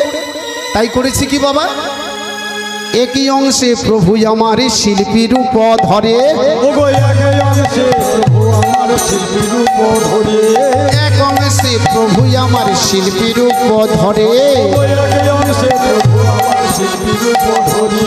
বাহির হইল প্রভু নগর ভিতরে, বাহির হইল প্রভু নগর ভিতরে, হাতুড়ি আর বাটালি হস্তেতে লইয়া, আরে হাতুড়ি আর বাটালি হস্তেতে লইয়া, স্কন্ধে করিয়া বগুড়া নগরে ফিরিয়া, আজ রাজপথে চলে যায়, আজ রাজপথে চলে যায়, আজ দেবী শিল্পী কর্মচারী রাজপথে চলে যায়। কোন একজন রাজ কর্মচারী দেখতে পেলেন, এদিকে শোনো শোনো বাবাজি, এদিকে শোনো শোনো, তুমি কি এই নগরে মূর্তি গঠন করে? বলে হ্যাঁ। কি নাম তোমার? আমার নাম অনন্ত মহারানা বসুদেব। বাবা, আমাদের মহারাজ 3টি মূর্তি গঠন করবেন, আপনাকে যেতে হবে। সঙ্গে করে রাজা ইন্দ্রদ্যুম্নের সম্মুখে নিয়ে এলেন। বলছে মহারাজ, এই তো পেয়ে গেছি দেবশিল্পী। আচ্ছা আচ্ছা, আমার 3টি মূর্তি গঠন করতে হবে বাবা। আগে যেটা দেখা দিয়েছিলেন প্রভু, সেই স্বরূপটি যেন আমার এই মন্দিরের মধ্যে গঠন হয়। আচ্ছা ঠিক আছে, মন্দিরে এই স্বরূপ যদি আমি গঠন করি, এই মূর্তি যদি আমি গঠন করি, তৈরি করি, তাহলে আমার একটা শর্ত আছে মহারাজ। শর্তটা কি? 21 দিন কিন্তু মন্দিরের দ্বার বন্ধ থাকবে, আমি থাকবো ভিতরে, কারো প্রবেশ করা চলবে না। আমি যে সমস্ত দ্রব্যগুলো বলছি আপনি সমবেত করে দিন। রাজা তাতেই রাজি হলেন। ভিতরে দেবশিল্পী, দারুব্রহ্ম কাষ্ঠ ইত্যাদি দ্রব্যাদি সব কিছু খাবার যে সমস্ত পায়স মিষ্টান্ন আদি করি সব সেখানে সমবেত করে দিলেন। তারপর বজ্র কপাট বন্ধ করে দিলেন। বাইরে আছেন রাজা ইন্দ্রদ্যুম্ন লোক লস্কর নিয়ে। প্রথমে দেখবেন শিল্পীরা যখন কাজ করে তখন ঠক ঠক ঠক ঠক শব্দ হয়, আর যত শিল্পীদের মধ্যে পৌঁছে যায় তখন খিটখিট খিটখিট শব্দ হয়। 14 দিবস যখন এইভাবে শব্দ শুনতে পেল তখন মনে ভাবছে তাহলে দেবশিল্পী নিশ্চয়ই ভেতরে আমার মূর্তি গঠন করছেন। 14 দিন পেরিয়ে যাওয়ার পর আর কোনো শব্দ শুনতে পাচ্ছে না। তখন রাজা চিন্তা করে দেখলেন, হায় হায়, মনে হয় আর শিল্পী ভেতরে নেই। এতদিন হয়ে গেল আমি দেখতেও পেলাম না। ধৈর্যহারা হয়ে মহারাজে তখন দ্বার উন্মোচন করিল। সঙ্গে সঙ্গে দেবশিল্পী অন্তরে ধ্যান হইল।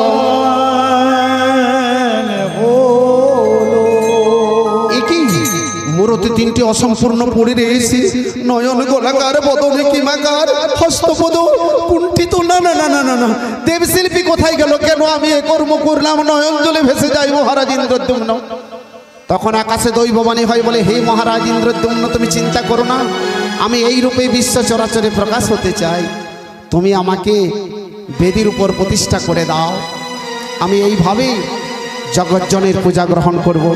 তাই করলেন কি বাবা? সেই বেদির উপরে মূরতি তিনটি প্রতিষ্ঠা করলেন। কিভাবে? রামকৃষ্ণ দুই ভাই শোভে দুই পাশ, কৃষ্ণ দুই ভাই সেবে দুই পাশ, রামকৃষ্ণ দুই ভাই শোভে দুই পাশ, কৃষ্ণ দুই ভাই সেবে দুই পাশ, তার মাঝে সুভদ্রা লক্ষ্মী হইল প্রকাশ, হইল প্রকাশ। ওরে তার সুভদ্রা লক্ষ্মী হইল প্রকাশ, হইল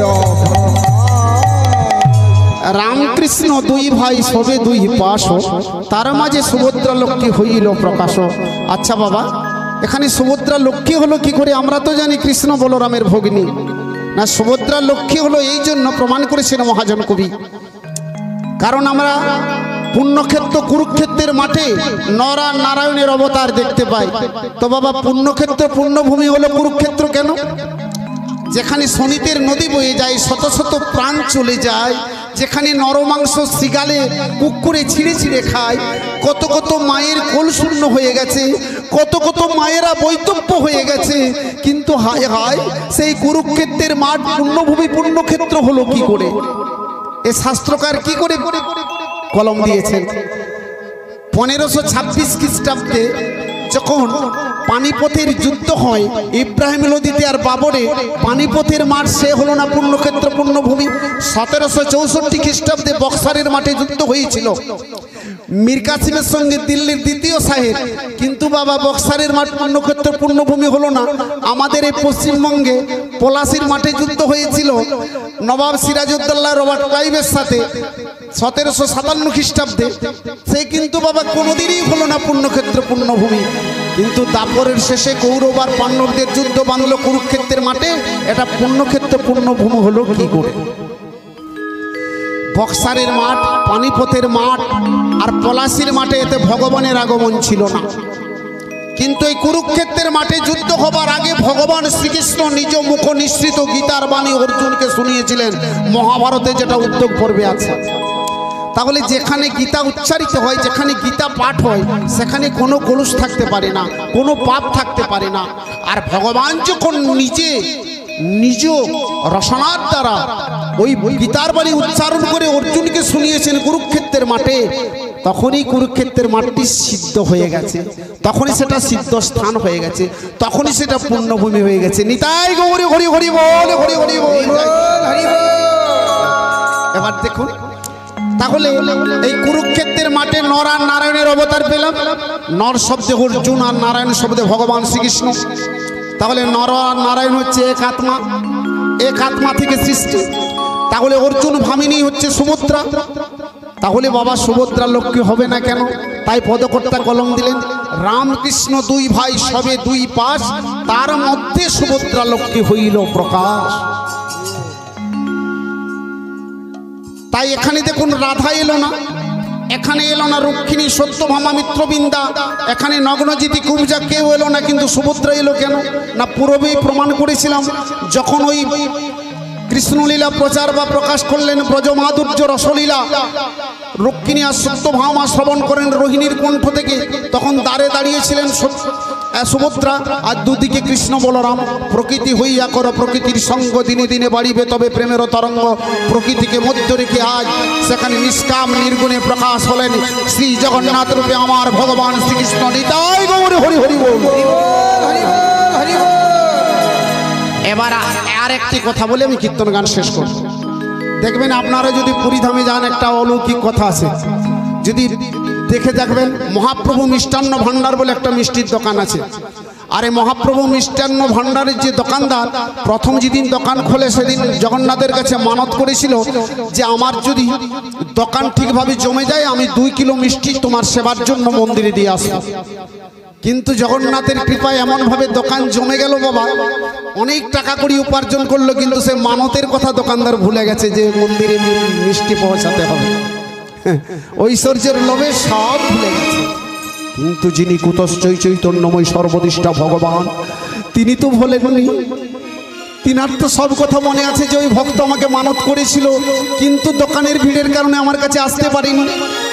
তাই দেব জগন্নাথ একদিন করলেন কি, একটি বৃদ্ধের রূপ ধারণ করেছে, একটি হাতে লাঠি নিয়েছে, পরনে শুভ্র একটি ধুতি পরেছে, আর একটি খদ্দরের পাঞ্জাবি পরেছে, আবার স্কন্ধে নিয়েছে একটি জমিদারের মতো চাদর, তারপর লাঠিটি এইভাবে হাতে নিয়ে চলে যাচ্ছে দোকানে।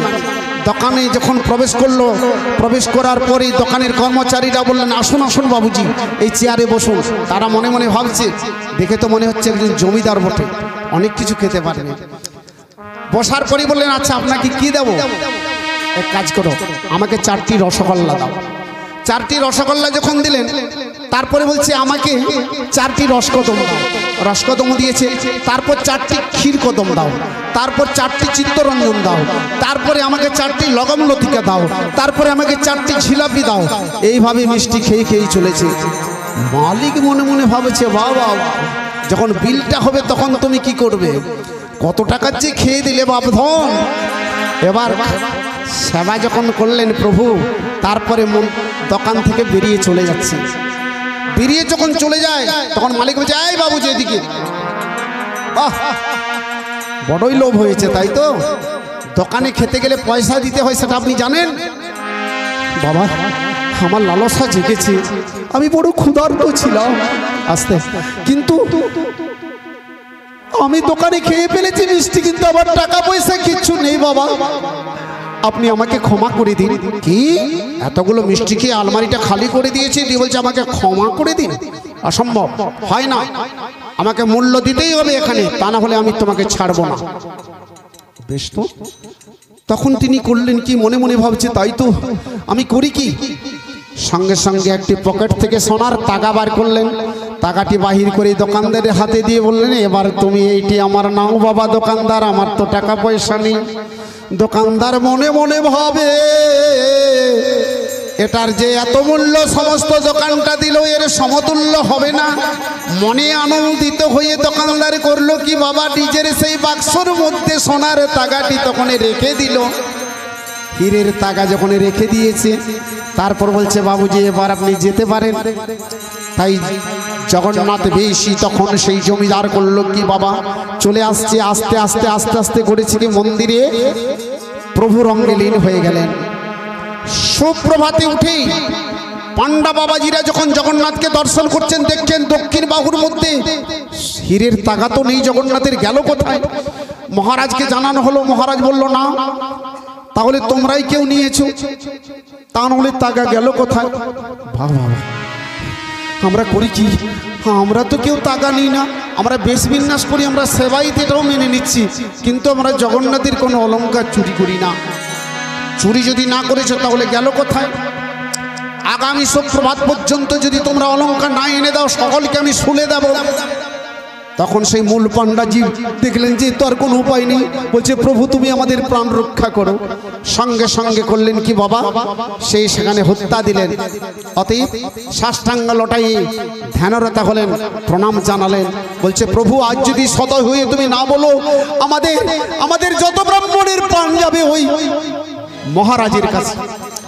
তখন জগন্নাথ দেব বললেন, শোনো ভক্ত, এই হীরের তাগাটা আছে মহাপ্রভু মিষ্টান্ন ভান্ডারের দোকানদারের বাক্সর মধ্যে। সে কি প্রভু ওখানে গেল কি করে? ওই দোকানদার আমাকে মানত করেছিল 2 কিলো মিষ্টি দেব বলে, আমার সেবার জন্য কিন্তু পৌঁছাতে পারি না। আমি নিজে গিয়ে দোকানে মিষ্টি খেয়েছি, মূল্য দিতে পারি নাই বলে আমি এই হীরের তাগাটা দোকানদারকে দিয়ে এসেছি বাধ্য। বাহ, এই বলে হত্যা দিয়েছিলেন। সেখান থেকে উঠলেন পান্ডা বাবাজি, এসে মহারাজকে বললেন, মহারাজের লোক লস্কর নিয়ে এসে মিষ্টান্ন ভান্ডারে গিয়ে দাঁড়ালেন। এই দোকানদার, এখানে কেউ মিষ্টি খেয়ে গিয়েছিল গতকাল? দোকানদার বলছে, বাবা মহারাজ, কত খদ্দের আসছে, কতজন আসছে, কতজন খেয়ে যাচ্ছে, তার কি কোনো গুনতি করা আছে আমাদের? না না, তা বলছি না, একজন এখানে মিষ্টি খেয়ে একটা হীরের টাকা দিয়ে গেছে। বাহ, হীরের টাকা? না না না না না না, কি বলো? হীরের টাকা তোমাকে দিয়ে গেছি, তুমি মনে করে দেখো দোকানদার, তা না হলে তোমার দোকান ছাড়খার হয়ে যাবে। সে কি? দোকানদার দেখলো আমি তো ধরা পড়ে গেছি, আর তো কোনো উপায় নেই। বলছে, হ্যাঁ হ্যাঁ, একজন এসেছিল মিষ্টি খেয়ে দাম দিতে পারি না, তাই আমাকে একটা হীরের টাকা দিয়ে গেছে। সঙ্গে সঙ্গে বাক্স থেকে বাহির করে যখন রাজার করে দিল, তখন মহারাজ দেখলো এ তো আমার জগন্নাথের টাকা, এ তো হীরের টাকা, এ তো চকচক চকচক করছে। বলছে, জানো দোকানদার, তুমি কত বড় ভাগ্যবান, স্বয়ং জগন্নাথ এসে তোমার দোকানে মিষ্টি খেয়ে গেছে।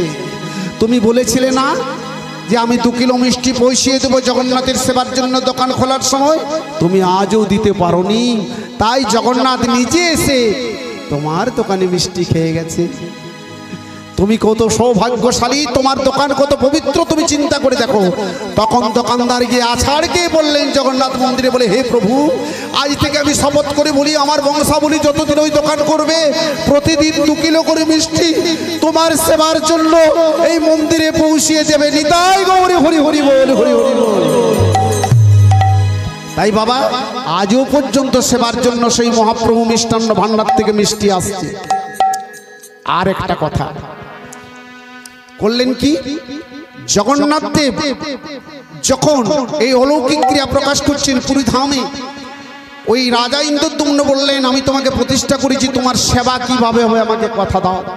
বলছে, শোনো, আমার পাকশালাতে যারা রন্ধন করবে তারা হচ্ছে ওই বিদ্যাপতির দ্বিতীয় স্ত্রীর গর্ভে যারা জন্ম নেবে, ললিতার গর্ভে, তারা আমার রন্ধনশালার অধিকারী হবে। আর বিদ্যাপতির প্রথম স্ত্রীর গর্ভে যারা জন্ম নেবে, প্রথমা স্ত্রী গর্ভে যারা জন্ম নেবে, তারা হবে পূজারীর পান্ডা। তো বাবা, ওই জগন্নাথ দেবের যেটা পাকশালা, সেখানে একটি অলৌকিক ক্রিয়া দেখা যায়। সেটি কি? 50 ব্যঞ্জন সবে একত্রে করি, হান্ডির উপরে হান্ডি রাখে স্তরে স্তরে, উপরে ঢাকুনি দিয়া করি আচ্ছাদন, বাহিরে কোপাটি দিয়া আসে দি জগৎ। অগ্নি বিনা সেই অন্ন হয় যে রন্ধন, লাফরা বলিয়া ভোগে অমৃত তুলন। এই হলো জগন্নাথ দেবের মহাপ্রসাদ। এবার দেখুন, রাজা ইন্দ্রদ্যুম্নকে বর দিতে চায়। জগন্নাথ দেব বলে, হে মহারাজ, তুমি যে আমাকে প্রতিষ্ঠা করলে, আমি তোমাকে বর দিতে চাই, বলো তুমি কি চাও? তুমি যা চাইবে আমি তোমাকে তাই দেব। বলে, হে মহারাজ, যদি তোমার কৃপা হয়, আমি জানি তুমি টাকা দেবে, তুমি কড়ি দেবে, তুমি রাজ্য দেবে, তুমি সিংহাসন দেবে, তুমি মদভক্ত হস্তি সব কিছু দিয়ে দেবে, কিন্তু আমি তো ওসব চাই না মহারাজ, আমি তো ওসব চাই না প্রভু। তবে তুমি কি চাও বলো রাজা ইন্দ্রদ্যুম্ন, তুমি যা চাইবে আমি তোমাকে তাই দেব। বলবো? হ্যাঁ বলো বলো বলবো না? হ্যাঁ বলো বলো। আমি নির্বংশ হতে চাই। সে কি রাজা ইন্দ্রদ্যুম্ন, এই বর তো আমি তোমাকে দিতে পারি না। কত কত মায়েরা একটা সন্তানের জন্য মন্দিরে মাথা কুড়ে কুড়ে ঘা করে দিচ্ছে, কত কত রমণী একটা সন্তান পাচ্ছে না, মা বলা ধন পাচ্ছে না, আর তোমার এই 18 জন পুত্র আছে, তুমি নির্বংশ হতে চাও, এ কি সম্ভব? আমি বর দিতে পারি না। বলছে মহারাজ এই বর, মহারাজ বললেন এই বর ছাড়া আমি অন্য কিছু চাই না। এই বর যদি আমাকে দেন প্রভু তবে আমি নব, নচেত আমি বইমুখী। তখন বলছে শোনো রাজা ইন্দ্রদ্যুম্ন, এই বর তুমি কেন চাইবে? কেন চাইলাম? তাই বলি প্রভু কেন চেয়েছি আপনাকে বলি, আপনি শুনুন। আমার 18 জন পুত্র কোনোদিন আপনার এই মন্দির দড়ি দিয়ে ভাগ করবে, আবার কোনোদিন কারো কাছে বলবে আমাদের বাবা প্রতিষ্ঠা করেছে আমাদের মন্দির, আমাদের ঠাকুর যদি আমাদের বলে দেয় তাহলে বিশ্ব চরাচরে বলি জগন্নাথ বলে তোমায় কে ডাকিবে? জগন্নাথ বলে তোমার কেউ ডাকবে না। ওই জগন্নাথের নামে তোমার মুছে যাবে। জগন্নাথ বলে তোমায় বলো বলো কে ডাকিবে?